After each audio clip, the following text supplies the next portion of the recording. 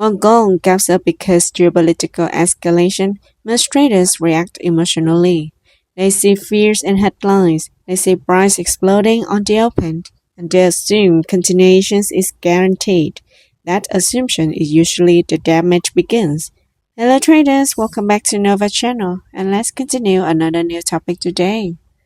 A gap caused by war tension is not a normal technical breakout. It is a sentiment shock.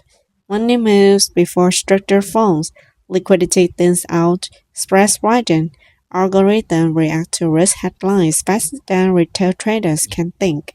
If you try to trade this environment the same way you trade quiet London session, you will get punished. The first thing to understand is that you're not trading the war. You're trading how the market processes the war.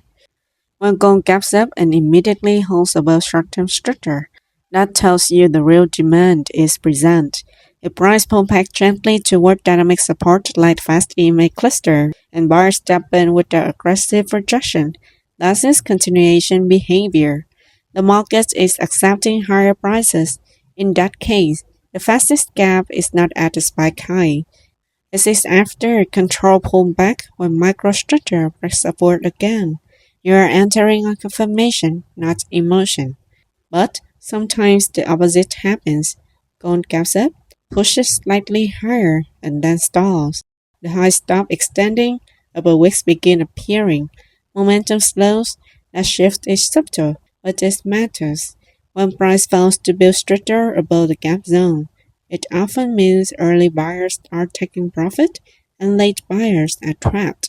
If the micro lows break the after hesitation, a quick counter gap toward a partial gap fill becomes viable, not because the trend is dead, but because short-term imbalance is correcting itself.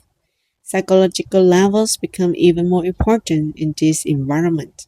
Round numbers act like magnets during high emotional sessions. A price spikes through a major level, trigger stops, and then closes back below with rejection. This is not strength. This is liquidity being harvested. A scalper's job is not to predict where the war will escalate. The job is to read whether price is being accepted above the key zones or rejected from them. EMA behaviors becomes cleaner during high volatility if you know how to read it. When price slides through those average aggressively and fails to reclaim them, the short-term buyers shift. The moving average are not signals by themselves. They simply know whether buyers are defending structure or abandoning it. Risk management matters more than setup itself in this kind of session. Volatility expands range. Expanded range means expanded emotional wings. A normal stop that works on a calm day may be too tight during geopolitical spikes. At the time, oversized positions during war-driven volatility can erase weeks of disciplined trading in minutes. Smart scalpers reduce size and focus on precision rather than frequency. The biggest mistake traders make during geopolitical gap. The biggest mistake traders make during geopolitical gaps moves is chasing the strength.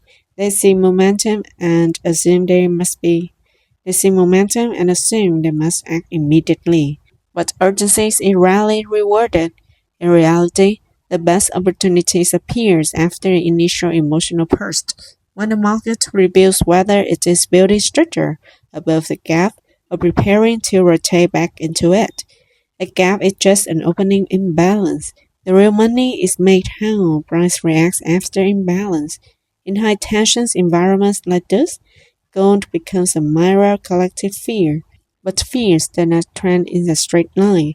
It expands and contrasts, it spikes and fades.